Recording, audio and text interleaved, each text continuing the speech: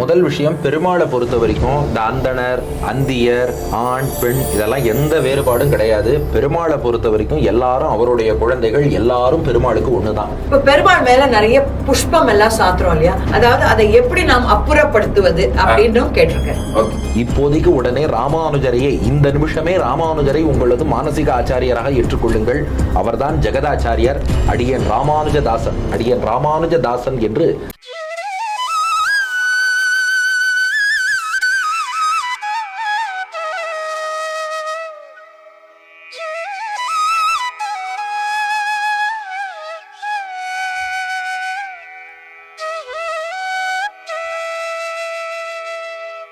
நமஸ்காரம்.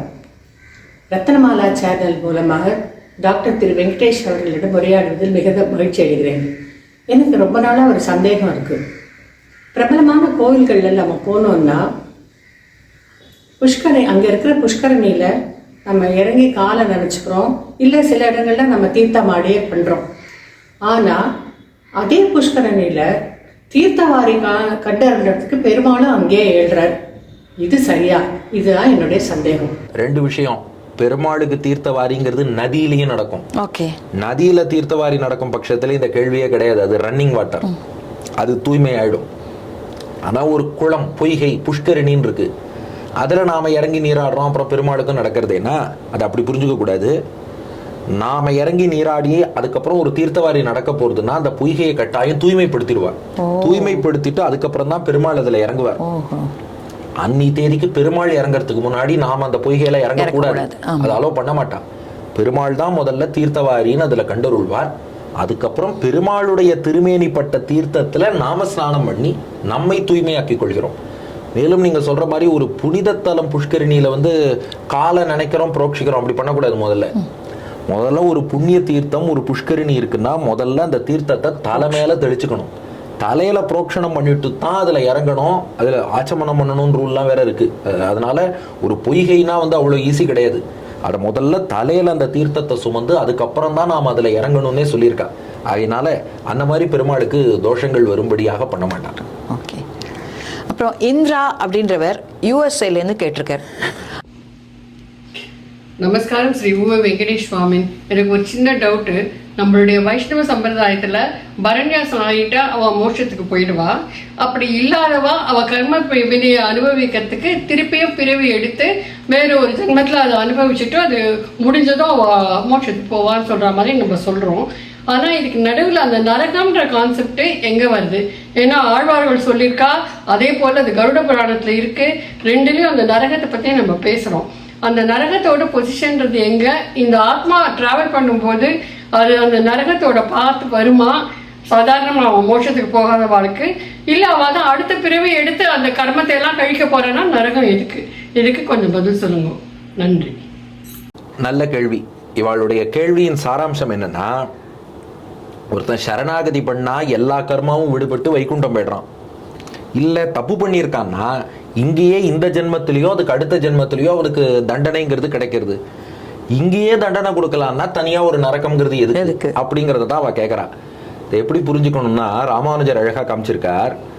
குட்டி குட்டி தப்பும் நாம பண்ணுவோம், மீடியம் சைஸ் தப்பும் பண்ணுவோம், பெரிய சைஸ் தப்பும் பண்ணுவோம். ரொம்ப குட்டி தப்பு மனசால யாருக்கா தீங்கு நினைச்சான்னா பெருமாள் என்ன பண்றாராம், ஒரு கெட்ட கனவு ஒண்ணு கொடுப்பாராம். மனசால தானே தீங்கு நினைச்ச, ஒரு கெட்ட கனவு கொடுத்து பயமுறுத்துறார், அந்த பாபம் கழிஞ்சு கொடுத்து. மீடியம் சைஸ்ல தப்பு பண்ணியிருக்கான், இந்த பூமியில வாழ வச்சு அதுக்கான தண்டனையை கொடுத்துடுறார், அந்த மீடியம் சைஸ் தப்புக்கான தண்டனை கிடைச்சிடுறது. பெரிய சைஸா ஏதாவது தப்பு பண்ணான்னா அவனை இந்த பூமியில தண்டிக்கிறது மட்டும் போதாது, இந்த பெரிய சைஸ் தப்புக்கு ஒரு ஸ்பெஷல் தண்டனையாக அவனை ஒரு குறிப்பிட்ட நரகத்துக்கு அனுப்பி, அது கும்பி பாக்கம், அந்த கோப்பம், ரௌரவம், மகாரௌரவம், இது போன்ற ஒரு நரகத்துக்கு அனுப்பி அதுக்கான தண்டனைங்கிறது அவனுக்கு கிடைக்கிறதாம். அதனால இதை எப்படி புரிஞ்சுக்கணும்னா, உங்களுக்கு ஒரு சின்ன உதாரணம் சொல்றேன். நீங்க நிறைய ஃபிளைட்ல எல்லாம் போறீர்கள், எவ்வளவோ நாடுகளுக்கெல்லாம் பயணிக்கிறீர்கள், உலக பிரசித்தி பெற்றவர்கள் நீங்கள். நம்ம ரத்னமாலா நேயர்கள் உலகெங்கும் இருக்கிறார்கள். தேங்க்யூ. இப்போ நீங்க அப்படி பயணம் மேற்கொள்ளும் போது கையில ஹேண்ட் லக்கேஜ் இருக்கும் இல்லையோ? ஆமா. அப்புறம் செக்இன் லக்கேஜ்னு ஒன்று எதுக்கு? அது இன்னும் கொஞ்சம் நிறைய ட்ரெஸ்ஸு சாமான்லாம் எடுத்துன்னு போகிறதுக்கு. நிறையா லக்கேஜ் இருந்தால் செக்இன் உண்டு, கம்மியாக லக்கேஜ் இருந்தால் ஹேண்ட் லக்கேஜ் மட்டும் ஹேண்ட் லக்கேஜ்லயே போயிடலாம். போறோம். அதே போல கம்மியா பாப்பம் இருந்தா ஹேண்ட் லக்கேஜ் மாதிரி இங்கேயே அனுபவிச்சுக்கலாம். செக்இன் லக்கேஜ் அளவுக்கு பெரிய பாப்பம் பண்ணிருக்கான்னா செக்இன் தூக்கி அங்கதான் போடணுங்கிற மாதிரி நீ நரகத்துலதான் போய் பிறக்கணும். ஆனா அடுத்த கேள்வி ஒண்ணு கேட்பான், அதான் நரகத்துல தண்டனை அனுபவிச்சுட்டானே, அதுக்கப்புறம் எதுக்கு மறுபடியும் பிறவி எடுக்கணும்? கரெக்ட். அப்படின்னா செக்இன் லக்கேஜ் தான் எடுத்தாச்சே, ஹேண்ட் லக்கேஜையும் ஏன் எடுத்துக்கணும்? செக்இன் லக்கேஜ் கணக்கு தனி, அது அங்கேருந்து எடுத்துன்னு வந்துட்டோம். ஹேண்ட் லக்கேஜ்னு ஒன்று எடுத்துன்னு இருக்கோம் இல்லையா? அது போல சின்ன தப்புகளும் நிறைய பண்ணியிருக்கோம் இல்லையா? ஒரு குறிப்பிட்ட பெரிய தப்பு ஒரு பாப்ப மூட்டைக்கான தண்டனை தான் நரகத்துல கொடுக்கப்பட்டிருக்கு. நாம பண்ண கர்மாங்கிறது எவ்வளவு இருக்கே அளவில்லாம, அப்ப மிச்சமுள்ள கர்மாவுக்கெல்லாம் தண்டனை அனுபவிக்கணும். நான் இங்க பிறக்கணும். இது புண்ணியத்துக்கும் அப்படியே பொருத்திக்கோங்க. ஓகே. இப்போ குட்டி புண்ணியம் பண்ணியிருக்காருன்னு வச்சுக்கோங்க, நல்ல கனவுல பணக்காரர் மாதிரி ஒரு கதை கேள்விப்பட்டிருக்கேடா. ஒருத்தர் வந்து இன்னொருத்தரை பார்த்து, ஆஹா உங்களை போல உண்டா, நீங்கள் எவ்வளவு பெரிய ஆளு, ஆஹா நீங்கள் பார்க்கும்போது எவ்வளவு ஸ்டைலா இருக்கீங்க. இவர் சொன்னாரா, டேய் இவருக்கு ஒரு 1000 ரூபா கொண்டு கொடு அப்படின்னார். சார் நீங்க தான் சார் பேரழகர்னார். இவருக்கு 10,000 கொண்டு கொடு அப்படின்னார்.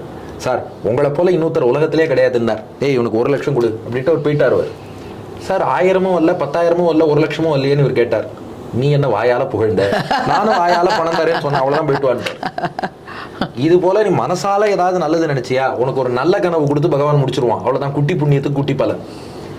கொஞ்சம் குட்டி புண்ணியமா, அதாவது கொஞ்சம் மீடியம் சைஸ்ல ஏதாவது பண்ணிருக்கியா, வாழ்க்கையில ஒரு நல்லது சந்தோஷமா இருக்கும் ஒரு தருணத்தை கொடுத்து அதை முடிச்சிருவான். பெரிய புண்ணியம் பண்ணியிருக்கான், ஒரு பெரிய யாகம் பண்ணியிருக்கான், அல்லது பெரிய ஒரு நல்ல காரியம் பண்ணியிருக்கான், சொர்க்கத்துல இடம் கொடுத்து அந்த புண்ணியத்துக்கான பலனை அனுபவிச்சுக்கோன்னு பகவான் கொடுத்துட்றான். அப்போ புண்ணியத்துக்கும் அதே மாதிரி. இப்படி வச்சுக்கோங்களேன், இப்போ எல்லாரும் எக்ஸாம் எழுதுறான்னு வச்சுக்கோங்களேன், எல்லாருக்கும் சர்டிபிகேட் உண்டு. நல்ல மார்க் வாங்குறவனுக்கு சர்டிபிகேட்டும் உண்டு, கூடவே ஒரு மெடல் கொடுப்பா. சர்டிபிகேட் தான் கொடுத்துட்டே கூட மெடல் எதுக்குன்னா, அதுவா சர்டிபிகேட்டுங்கிறது மீடியம் புண்ணியத்துக்கு மீடியம் பலன் மாதிரி. இது பெருசா ஒண்ணு சாதிச்சிருக்க, அதுக்கு ஒரு மெடல். அது போலதான் சொர்க்கம். சொர்க்கம் போனதுனால எல்லா புண்ணிய பாப்பமும் தீர்ந்துருத்துன்னு அர்த்தம் இல்லை. குறிப்பிட்ட புண்ணியத்துக்காக சொர்க்கம் போயிருக்கான். அனுபவிச்சு முடிச்சதுக்கு அப்புறம் பழையபடி பூமியில பிறக்கணும். அதனால கர்மா என்பது அனாதி, அது எவ்வளவுங்கிறது அளக்கவும் முடியாது. அதை போக்கணும்னா பகவானால தான் போக்க முடியும். அந்த அளவுக்கு நிறைய கர்மாங்கிறது ரொம்ப நாளா நம்ம சேகரித்து வச்சிருக்கிறதுனால இவ்வளவுதான் கால்குலேட் பண்ண முடியாத அளவுக்கு அந்த கர்மா இருக்கு. ஸோ ஒரு மீடியம் சைஸ்ல இருக்குன்னா இங்க பிறந்து அனுபவிச்சு கழிச்சுக்கலாம். ரொம்ப ஜாஸ்தியா இருக்கிற புண்ணியத்தை அனுபவிக்க சொர்க்கம், ஜாஸ்தியா இருக்க பாப்பத்தை அனுபவிக்க நரகம். அதனாலேயே மொத்த கர்மாவும் தீராதுங்கிறதுனால மேற்கொண்டு பிறவி எடுக்கிறான். சரணாகதி பண்ணுவதுதான் இதற்கு தீர்வு. மொத்த கர்மாவையும் கழிச்சுட்டு வைகுண்டம் போயிடலாம். இது தவிர 2 பேர்கள் வந்து வீடியோ எங்களுக்கு பழக்கம் இல்லை, அதனால் நாங்கள் வந்து கேள்விகளை அப்படியே எழுதி அனுப்புகிறோம் அப்படின்னு சொல்லிட்டு அவள் எழுதியிருக்கா. அந்த கேள்விகளுக்கும் தங்க சிரமம் பார்க்காம கொஞ்சம் பதில் சொல்லணும். பத்மாவதி அப்படின்றவர் ஒரு கேள்வி கேட்டிருக்கார். அவர் என்ன சொல்லியிருக்கார், எனக்கு வந்து பெருமாள் மேலே ரொம்ப ஈடுபாடு ஜாஸ்தி. நான் ஆனால் ஒரு நான் பிராமின், எனக்கு வந்து சரணாகதி பண்ணிக்கணும்னு ஆசை. எனக்கு ஆச்சாரியர்கள் யாரும் இல்லை, நான் யாரை அணுகுவது, நான் எப்படி அதை பண்றது அப்படின்னு கேட்டிருக்கார். அவரே இன்னொரு உபகேள்வி ஒன்று கேட்டிருக்கார். இப்போ பெருமாள் மேல நிறைய புஷ்பம் எல்லாம் சாத்துறோம் இல்லையா, அதை நம்ம வந்து எப்படி அதை வந்து டிஸ்போஸ் பண்றது, அதாவது அதை எப்படி நாம் அப்புறப்படுத்துவது அப்படின்னும் கேட்டிருக்கார். ஓகே, முதல் விஷயம், பெருமாளை பொறுத்த வரைக்கும் இந்த அந்தணர், அந்தியர், ஆண், பெண் இதெல்லாம் எந்த வேறுபாடும் கிடையாது. பெருமாளை பொறுத்த வரைக்கும் எல்லாரும் அவருடைய குழந்தைகள், எல்லாரும் பெருமாளுக்கு ஒண்ணுதான். அதனால எல்லாரையும் பெருமாள் ஏத்துப்பார். நீங்க ஒரு நல்ல ஆச்சாரியனை, நிறைய ஆச்சாரிய புருஷர்கள், ராமானுஜரால் நியமிக்கப்பட்ட ஆச்சாரிய புருஷர்கள் எழுந்தருளி இருக்கா, ஜீயர் சுவாமிகளும் இருக்கா, கிரகஸ்தர்களும் இருக்கா. நீங்க அவசியம் யாராவது ஒரு ஆச்சாரிய புருஷரை அணுகி பஞ்சசம்ஸ்காரம், சமாசிரயம், ஞான அனுஷ்டானம் நிறைந்த ஆச்சாரியன் மூலம் சமாசிரயனம் அவசியம் பண்ணிக்கலாம், பஞ்சசம்ஸ்காரம் பெறலாம்.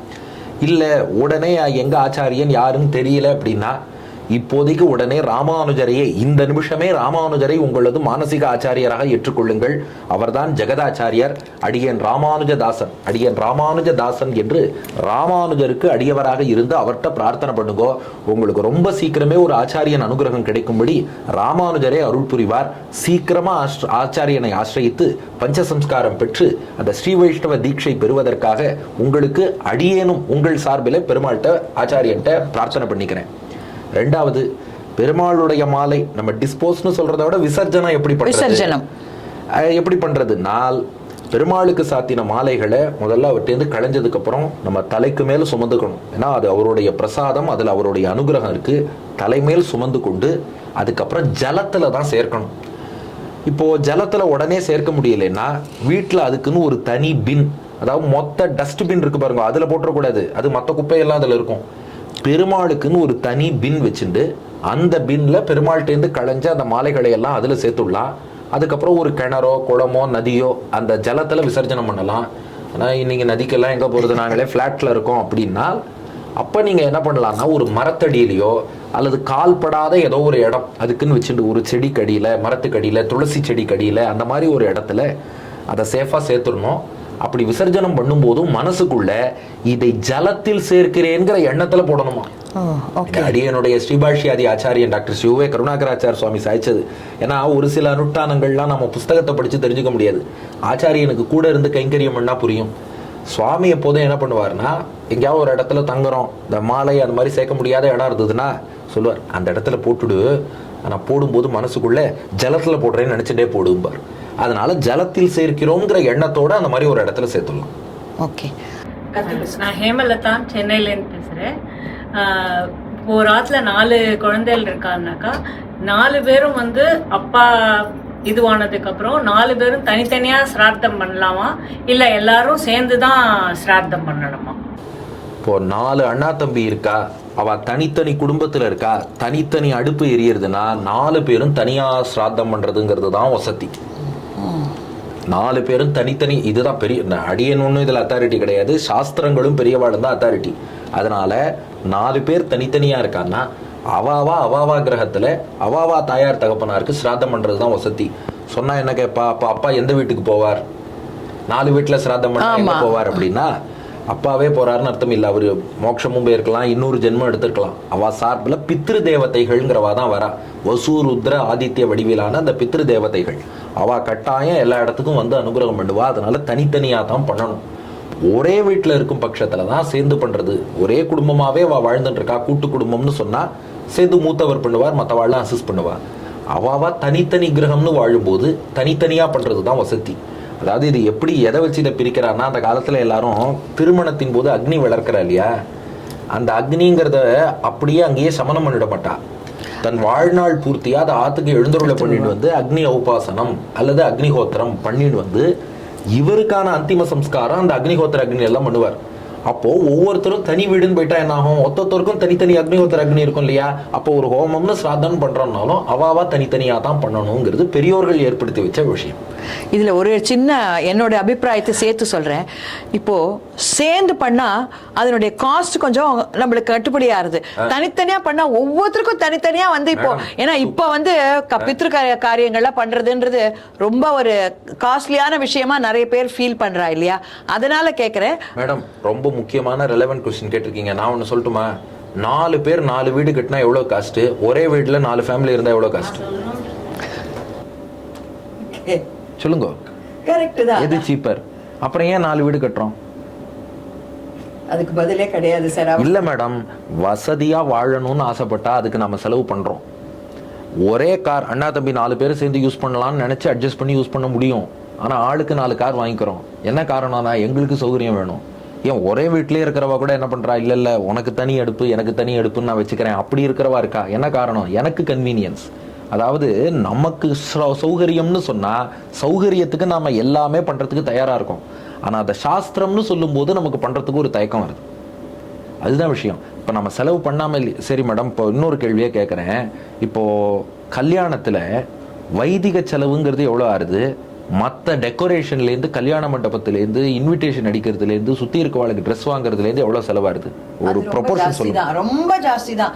வைதிக செலவு 1% கூட கிடையாது வைதிக செலவு. வாத்தியாருக்கு ஒரு 20,000 ரூபாய் சம்பாவனை கொடுக்கறதுக்கு 20,000 ரூபாய் கேட்கறாருன்னு அங்க அவன் பண்ண செலவு 20 லட்சத்துக்கு மேல இருக்கும். பண்ற கல்யாணத்துக்கு எவ்வளவு செலவு? மேலே ஆகும். மேலேயே ஆறுது இல்ல. அப்போ இவ்வளவு செலவு பண்றது வேஸ்ட்னு நாம ஏன் யோசிக்கிறதே இல்லை? நான் இப்படியே கேட்கறேன், நீங்க வைதிகத்துக்கு கொடுக்கறது கூட அப்புறம் அந்த கல்யாணத்துக்கு செலவு பண்ண 20 லட்சத்தை அந்த பையன் பொண்ணு கிட்ட கொடுத்து அவ லைஃபாவது அதை வச்சு நல்லா வாழ்வாள்ல. எதுக்கு? அது என்ன அந்த சங்கீதா மெஹந்தி எல்லாம் பண்ணி எவ்வளவு செலவு பண்றீங்க? அது பண்ணி என்ன கிடைச்சது? ஒரு கோவிலுக்கு போய் எல்லாரும் சேர்ந்து பெருமாளை சேவிக்கும் போது அதை விட பெரிய ஆனந்தம் கிடைக்குமே. இதுல நமக்கு என்ன கிடைச்சது? எதுவுமே கிடையாது. ஆனா அப்பெல்லாம் காசு செலவு பண்ணிட்டோம். ஆனா ஒரு வைதிக கர்மா, அதுவும் நம்ம பித்ருக்களுக்காக பண்றோம். நம்ம அப்பா அம்மா வந்து நமக்கு ஏதாவது செலவு பண்ணும்போது கணக்கு பார்த்தாளா? பார்க்க மாட்டோம். ஆனா அப்பா அம்மாவுக்கு பண்ணும்போது ஏன் அவர் எல்லாரும் சேர்ந்து பண்ணிட்டா கம்மியாகும், தனித்தனியா பண்ணா ஜாஸ்தி ஆகும், அப்படியே நாம யோசிக்கணும். சரிதானே? கண்டிப்பா கண்டிப்பா. அப்ப சாஸ்திரப்படி சொல்லியிருக்குன்னா பண்ணலாம். ரெண்டாவது வந்து அப்படி யாரும் வந்து இவ்வளோ செலவு பண்ணி தான் பண்ணணும்னு சொல்லலை. உங்களுக்கு வசதி அவாவா மனசாட்சிக்கு தெரியும் இல்லையா? அவாவா மனசாட்சிப்படி எப்படி பண்ண முடியுமோ அப்படி பண்ண வேண்டியதான். ஆனால் சிரார்த்தத்துக்கு எதுவுமே ரீப்ளேஸ்மெண்ட் கிடையாது. நீங்கள் அனாதை இல்லத்துக்கு ஹெல்ப் பண்ணலாம், அன்னதானம் பண்ணலாம், மற்றதெல்லாமே பண்ணுங்க. அது சிரார்த்தத்தை ரீப்ளேஸ் பண்ண முடியாது. இதையும் பண்ணிட்டு அதையும் பண்ண வேண்டியதான். எனக்கு ஒரு சின்ன கேள்வி. இப்போ நம்ம நிறைய பிரபலமான கோயில்களுக்கெல்லாம் போறோம். நம்ம உப்பிலியப்பன் கோவில், திருப்பதி, ஸ்ரீரங்கம்லாம் போச்சு, அசாத்திய கும்பல். அங்க போனா நெருக்கி தள்ளிண்டு அரை நிமிஷம் கூட நம்ம பெருமாளை வந்து மனசால இது பண்ணி சேவிக்கவே முடியறதில்ல. அப்படிப்பட்ட கோவில்களுக்கெல்லாம் போறதை விட்டுட்டு அருகில் இருக்கும் சில பல நல்ல கோவில்கள், ரொம்ப சேவாதிரிகள் இல்லாத கோவில்கள், ஏன் நிறைய திவ்ய இது பாத்தீங்கன்னாக்க பாடல் பெற்ற ஸ்தலங்கள், திவ்ய ஸ்தலங்களுக்கெல்லாம் நிறைய பேர் இந்த திருநாங்கூர் பக்கம்லாம் பாத்தீங்கன்னா சேவாதிரிகளே இல்லாத நிறைய கோவில்கள் இருக்கு. அந்த மாதிரி போய் பேசாம வேண்டுதெல்லாம் பண்ணிட்டு வந்துடலாமா அப்படின்னு ஒரு உங்களுக்கு கேள்வி. நல்ல கேள்வி. ஆனா ஒரு சின்ன சேஞ்ச், விட்டுட்டுன்னு சொன்ன பாருங்க, விட வேண்டாம். காஞ்சிக்கும் போகணும், திருமலைக்கும் போகணும், ஸ்ரீரங்கத்துக்கும் போகணும். ஆனா அதை விட முக்கியமா நம்ம கோவிலுக்கு போறது எதுக்குன்னா, நம்ம ஆச்சாரியர்கள் காட்டுறா உகந்தருளின நிலங்களிலே பிரவணராய், சுவாமி பிள்ளலோகாச்சாரியார் சாதிக்கிறார், உகந்தருளின நிலங்களிலே பிரவணராய் குணானுபவ கைங்கரியங்களே பொழுதுபோக்காக கொள்ளுகையும்னர். நம்ம கோவிலுக்கு போறது எதுக்குன்னா பெருமாளுடைய குணங்களை நல்லா அனுபவிக்கணும், கொஞ்சம் திருப்தியா பெருமாளுக்கு கைங்கரியம் பண்ணணும். அதனால பெருமாள் மகிழ்வதை பார்த்து நமக்கு வரக்கூடிய மனசாந்தி இருக்கே, அதை நல்லா அனுபவிக்கணும். அவரை சந்தோஷப்படுத்தத்தான் நம்ம கோவிலுக்கு போறோம்.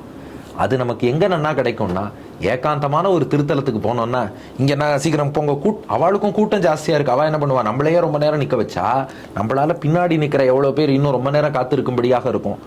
ஏகாந்தமா திருநாங்கூர்ல பெருமாள் காத்துன்னு இருக்கார், 11 வடிவத்துல இருக்கேன், வாடா நன்னா சேவிச்சுக்கோங்கிறார்.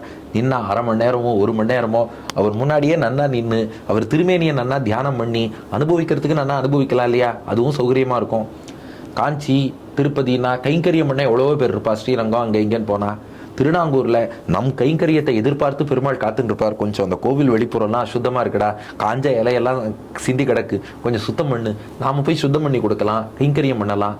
அப்போ அந்த குணானுபவத்துக்கும் கைங்கரியத்துக்கும் ஏகாந்தமான திருத்தலங்கள் தான் ரொம்ப நமக்கு அனுகூலமா இருக்கும். அதனால நிச்சயமா நீங்க சொன்னது வந்து ரொம்ப பெரிய விஷயம். அதுவும் உங்களை போல ரொம்ப பிரசித்தமானவா, நீங்க ரத்னமாலா சேனல் பார்க்காதவாளே இல்லை. நாம எந்த ஊர் போனாலும் மேடமோட பேசுறது நீங்க தானேன்னு உங்களை கிட்ட தான் அடி என்ன கேட்கறா.